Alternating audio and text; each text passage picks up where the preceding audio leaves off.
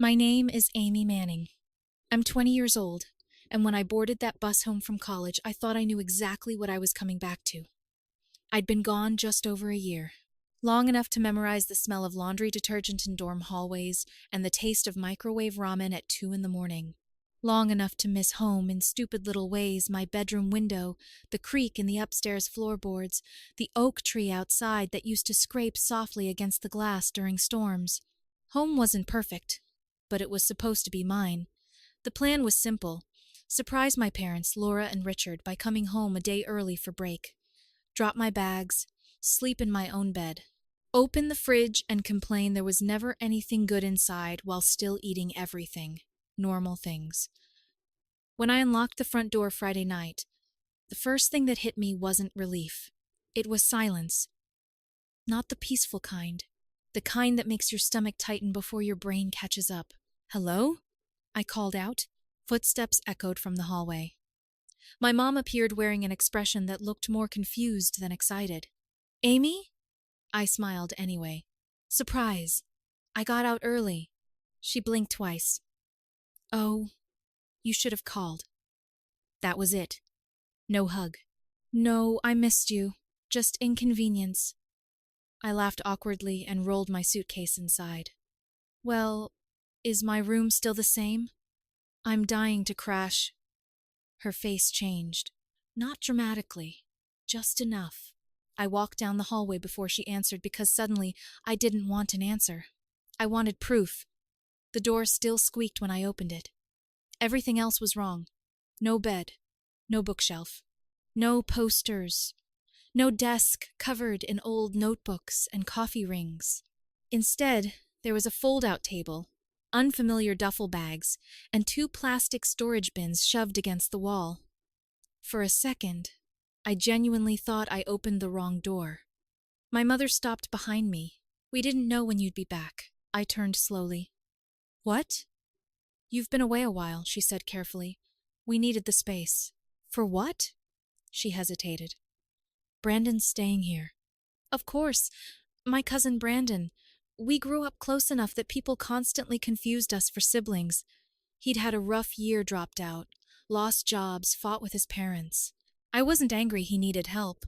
I was angry nobody thought maybe I deserved a conversation first." "You gave him my room?" "You have your dorm," my mom replied. "You're doing well. Brandon needed this more." Needed this more. 4 words. Translation. "You're okay, so losing things shouldn't hurt you." I stared at the walls where my college acceptance letters used to hang. "You didn't even tell me." My mom folded laundry from a basket near the doorway, like this conversation had already ended. "We didn't think it would be a big deal." That sentence followed me all night. Big deal. I slept on the couch. Not because there wasn't technically space upstairs, because I couldn't stand hearing someone else walk around inside what used to be my room. Brandon got home close to midnight. He froze when he saw me. "Amy? Hey." His eyes moved from me to the couch blanket. "Oh." That single word carried enough guilt to fill the room. "I didn't know they cleared everything out," he said quietly. I believed him, which somehow made it worse. The next morning my dad acted like nothing happened. "We figured you wouldn't mind," Richard said over coffee. I stared at him. "You figured wrong," he sighed. "You're building your own life now." Since when did building my own life mean I stopped belonging to this one? I stayed quiet through breakfast, quiet through lunch, quiet while everyone acted normal. Then I went into the garage looking for my storage bins, the ones I packed before leaving for college. Winter clothes, old soccer trophies, photos, letters, half my childhood. They weren't there. I searched behind holiday decorations, dusty workout equipment, paint cans. Nothing. I walked back inside. "Mom?" She didn't look up from her tablet. "Yeah? Where are my bins?" "Oh," she said casually. "I think we donated most of that." Everything inside me stopped. "You donated my stuff?"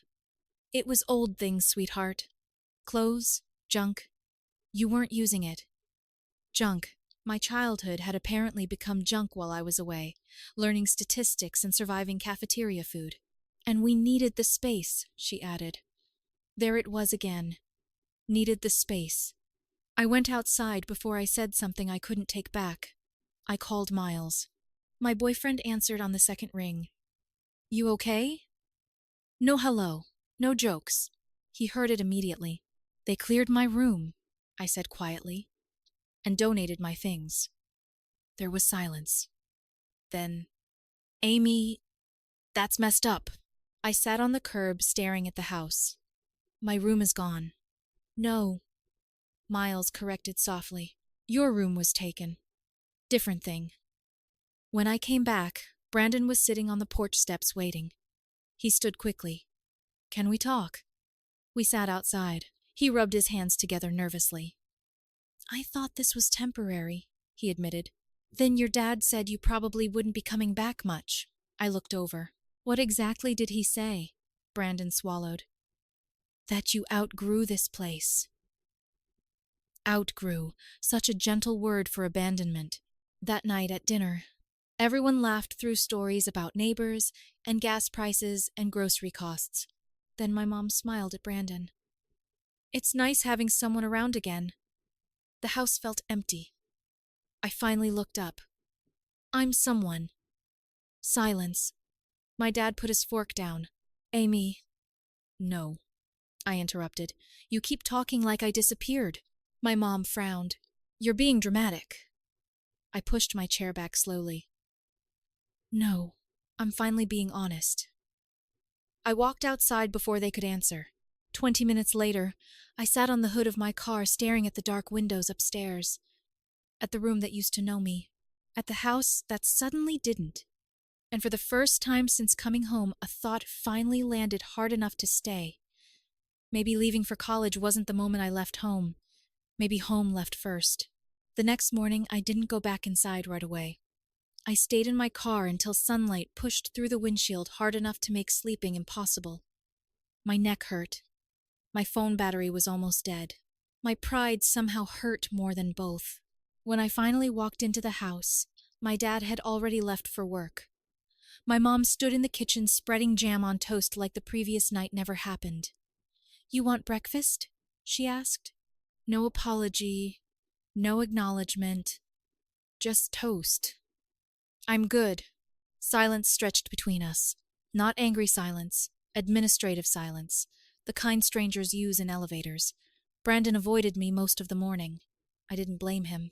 He was trapped between guilt and comfort usually wins.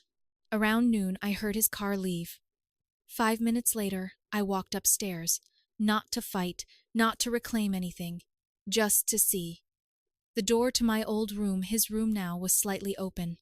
I stepped inside slowly. The bed was neatly made. My old lamp was gone, replaced by a newer one. Different curtains, different bedding, bare walls. But it wasn't the missing things that stopped me. It was what remained. On the desk sat a corkboard. Pinned to it was a printed family photo. Christmas from 2 years ago. I remembered that night perfectly because my dad burned the ham and everyone laughed until midnight. I was there. Except in this version I wasn't. My body had been cropped out. Not blurred. Not accidentally cut. Removed. My parents. Brandon. My younger brothers. Perfect framing. No me. My stomach dropped. Then I noticed papers underneath. A handwritten list. My mom's handwriting. New routine Brandon space. Replace Amy's shelf with desk. Donate remaining books. Remove wall hooks. Update emergency contacts. Move winter boxes out. At the bottom, circled twice. Make him feel like it's his. My hands started shaking. This wasn't temporary. This wasn't misunderstanding. This was planning, careful, organized. Like slowly removing wallpaper until nobody remembered what color the room used to be. I walked out before I cried. Not because I was strong, because I didn't want them earning my tears. I climbed into the attic afterward, hoping maybe they saved something. A memory box. A yearbook. My old soccer medals. Anything. The attic looked sterile, too clean, like someone had already decided what parts of me deserved storage. That afternoon, Brandon came home carrying grocery bags. I met him at the door. "Why is there a cropped photo in your room?" His expression shifted instantly. "Oh, you knew?" "No." He set the bags down quickly. "I swear, Amy, I didn't put that there." "Then who did?" He looked away. "Your mom." I laughed once, not because anything was funny, because reality was becoming ridiculous. "There's a list, too." His face went pale. "What list?" I showed him the photo I snapped. He stared at it. "I never saw this." "You live there." "I live in there," he corrected quietly. Not the same thing. For the first time since I got home, I saw something besides guilt on his face. Embarrassment. Not for himself, for them. I found my mom in the living room folding laundry. Again, she always folded laundry during uncomfortable conversations. Like organizing fabric somehow organized consequences too. I held up my phone. "Why did you crop me out?" She barely glanced. "That picture was for Brandon's room." "That's not an answer." "You never even liked that picture." I stared. "You removed me." She sighed loudly.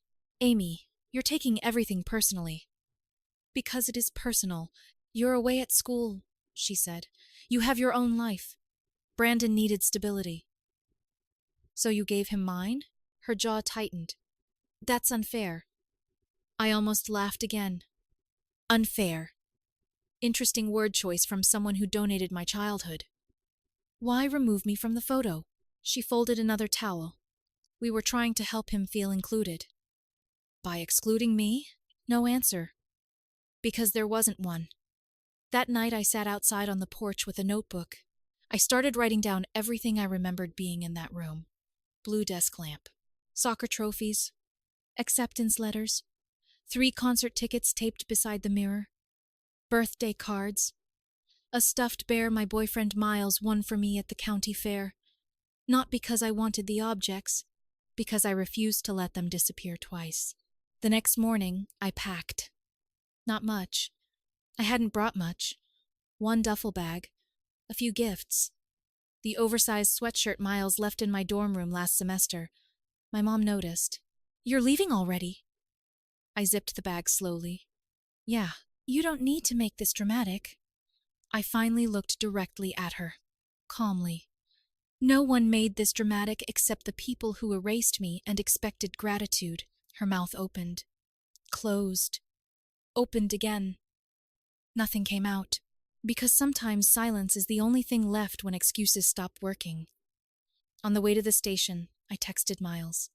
He offered to drive down. Offered his apartment. Offered anything. I said no. Not because I wanted to be alone. Because I needed to sit with this long enough that I would stop trying to explain it away. I booked a tiny Airbnb near campus. 1 room. Small kitchen. Old lamp in the corner. Soft yellow lighting. Temporary. But when I opened the door that night, something strange happened. Nobody looked surprised to see me there. I dropped my bag beside the bed, bought a journal from the convenience store downstairs, opened to the first page, and wrote, "I am not disposable. I am not difficult. I am not too much. I just became too easy to remove for people who thought love meant convenience." Then I turned the page and started a different list. Not what I lost, what I still had. The list ended up being longer than I expected. A degree I was earning on my own. A boyfriend who answered on the second ring every time. Friends who never made me audition for space in their lives. The ability to leave places that hurt me. That last one surprised me most. I didn't tell Laura or Richard I arrived safely. They didn't ask. Brandon did. His message came around midnight. I wish I handled things better. I didn't realize how bad it was. I stared at it for a while, then locked my phone. Not because I hated him. Because I was tired of being the first person to make everyone feel better. The next week I went back to campus. Classes started again. My internship extended my hours. I met with my advisor and finalized an independent project I'd been putting off because I always thought I needed certainty before making big decisions. Turns out grief creates space too, just not the kind anyone wants. Miles came over the first weekend back, carrying takeout containers and too many snacks. My apartment wasn't really an apartment yet, just a small studio above a bookstore near campus. Old windows, crooked floorboards, a faucet that dripped every 14 seconds, but it was mine. I spread a blanket on the floor because I still didn't own chairs. Miles handed me noodles. "You seem lighter." I looked around. There were unpacked boxes everywhere. My clothes were still half folded inside laundry baskets. The lamp flickered occasionally, and somehow he was right. "I think I stopped asking to be let back in," I said. He nodded like he already knew. A week later, I went thrifting. Bought a second-hand rug that matched absolutely nothing. A desk lamp, cheap wall prints, new bedding, sage green, because I wanted a color nobody in that house would have picked for me. I kept building, slowly, intentionally. My mom texted during midterms. "Hope you're okay. Let us know when you're ready to talk." Ready. Interesting word. Like I had caused the distance. I didn't answer. Instead, I created a new folder in my contacts. I named it History. Then moved my family there. Not blocked. Not deleted. Just relocated. Like they had done to me. Brandon sent another message a few days later. This time, it was a photo. My old bookshelf. Empty. Caption. "Didn't feel right without you." That one hurt more than I expected, because it was probably the closest thing I would get to an apology from that house. I still didn't answer. Some things don't need conversations. They need distance. Weeks passed. I started helping first-year students with writing workshops. Mostly nervous freshmen who apologized before asking questions. I recognized that version of myself immediately. One girl stayed behind after class. "How are you so confident?" she asked. I almost laughed. Confidence. 6 weeks earlier, I slept in my car outside my parents' house because I couldn't bear hearing footsteps in my old room.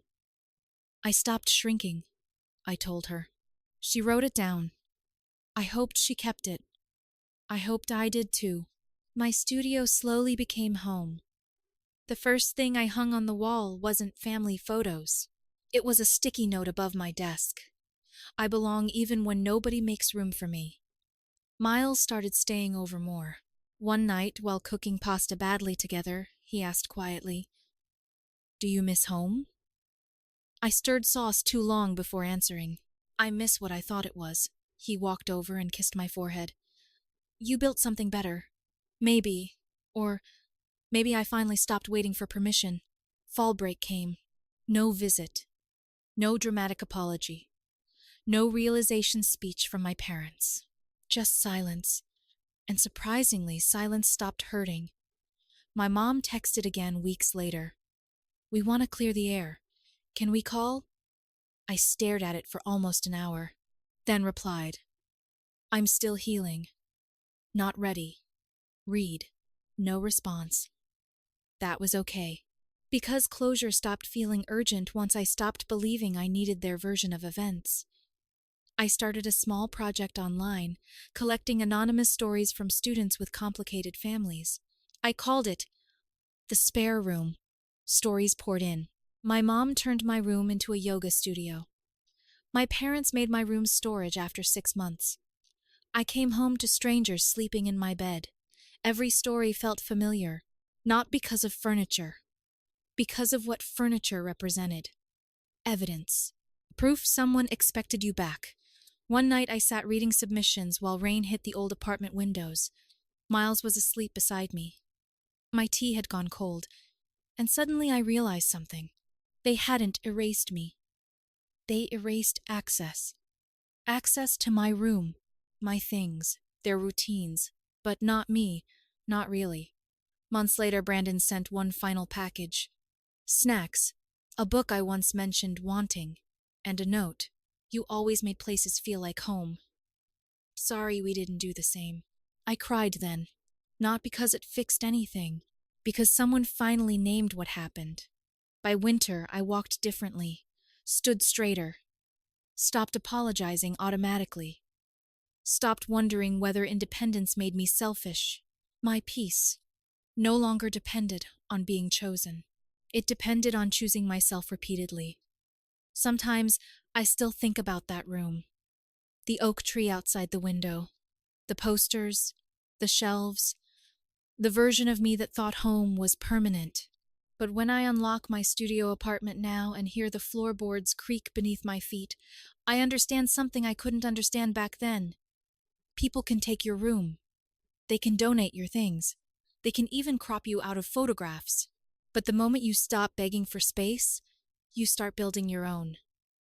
And mine, finally, belongs to me.